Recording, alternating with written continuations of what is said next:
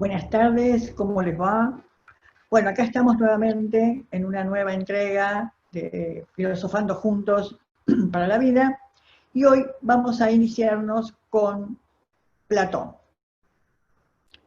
Vamos a decir en primer lugar que Platón nació en Atenas en el 429 y murió en la misma ciudad en el 348 a.C. Primero me voy a referir a algunas palabras con respecto a la ciudad de Atenas y hacer un encuadre político, comercial, económico de la ciudad, porque es importante tenerlo en cuenta. En esta época, Atenas era el centro cultural, económico y político de la zona, de la región. Era llamado el siglo de oro.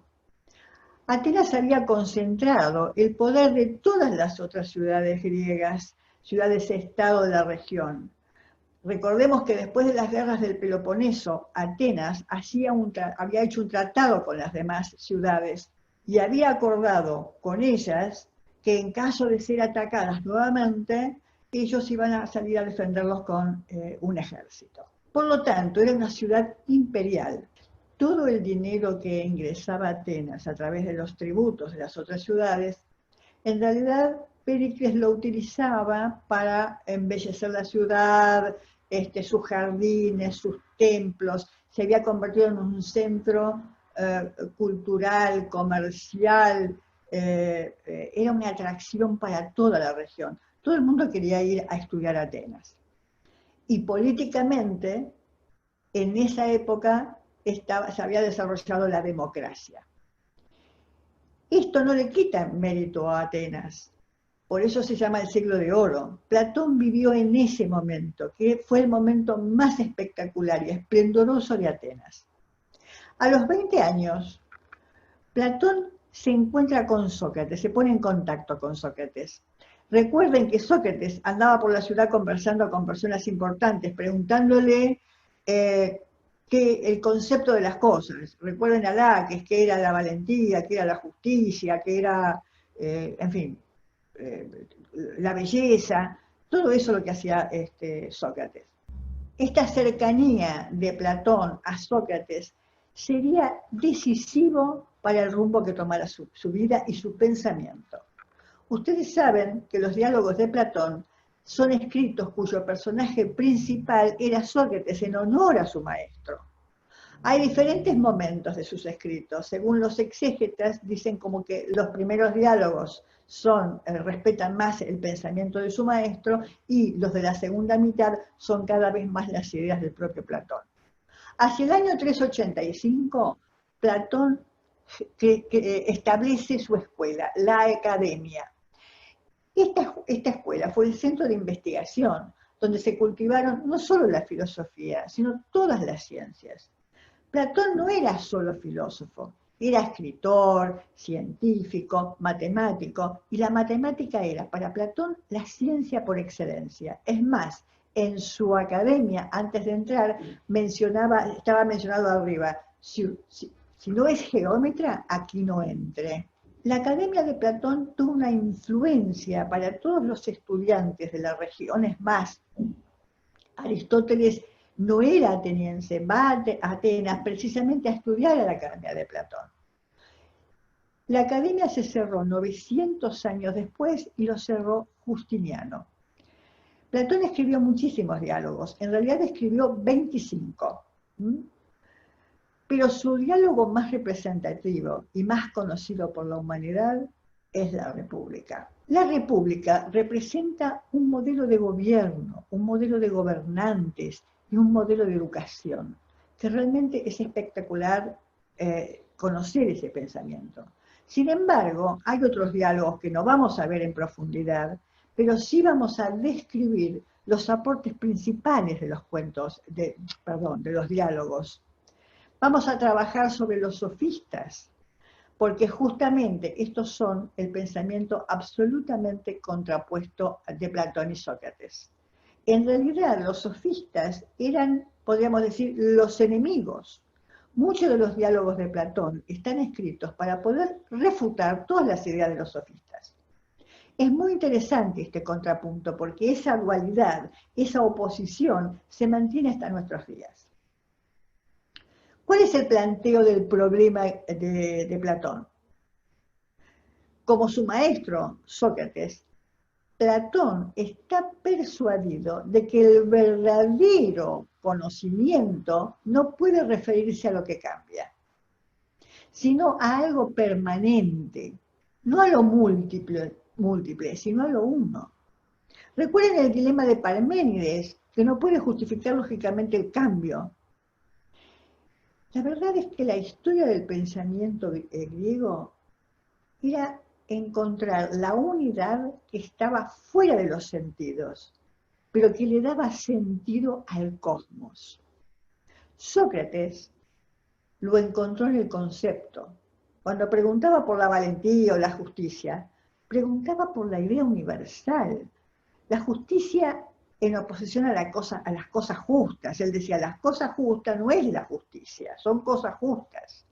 Porque la justicia, si logramos entender la justicia, fundamentamos todas las cosas justas. Pero Sócrates no se ocupó de aclarar la naturaleza del concepto, se quedó hasta ahí. Y además lo limitó a conceptos morales. Recuerden que lo que quería buscar Sócrates era en lo moral.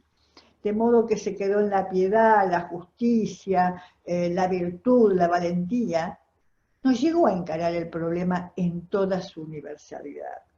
Sin embargo, fue un avance muy importante. Imaginemos no distinguir hoy los conceptos universales o generales de los hechos concretos. Cada persona con su versión la toma como la verdad absoluta. Si lo que yo pienso es el concepto absoluto, yo tengo la verdad absoluta. Generaría muchos, pero muchos problemas y divisiones. De hecho, lo vemos, que en realidad cuando cada uno toma la verdad absoluta para sí, esto es lo que pasa. Pasan los enfrentamientos y las divisiones. Platón se propondrá completar estas dos lagunas.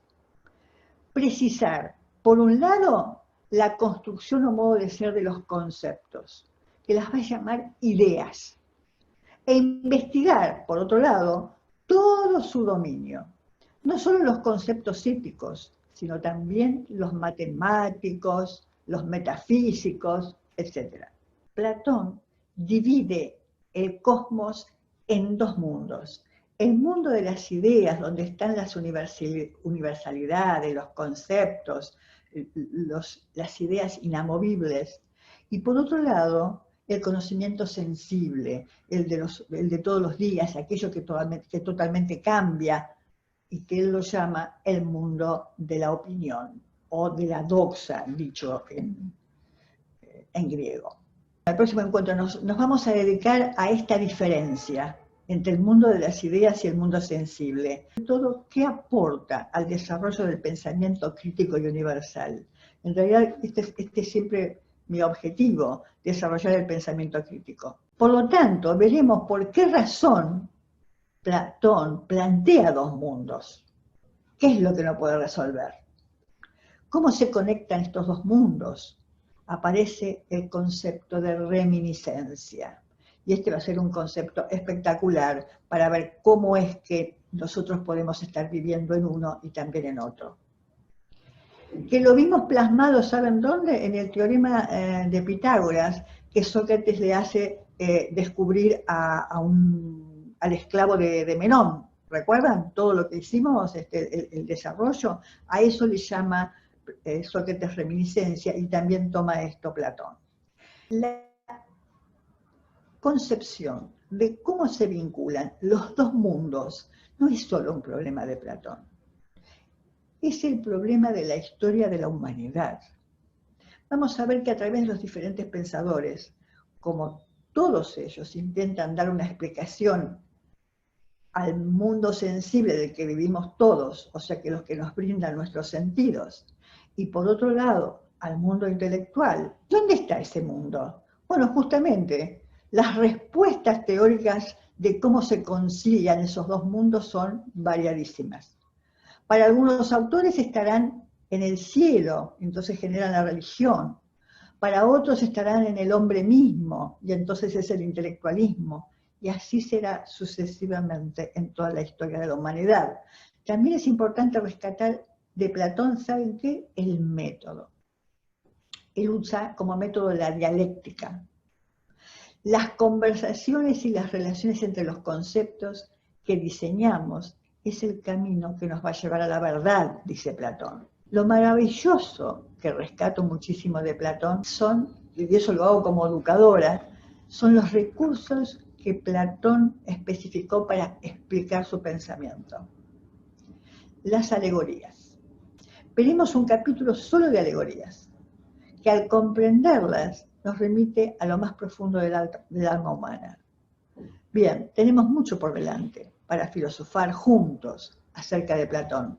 Propondremos algunos ejercicios para que puedan ustedes experimentarlos y después los vamos a reconstruir juntos, porque es interesantísimo ver cómo el pensamiento se desarrolla a través de ciertas acciones. Por ejemplo, cómo funciona la dialéctica, que hoy llamamos los mapas mentales.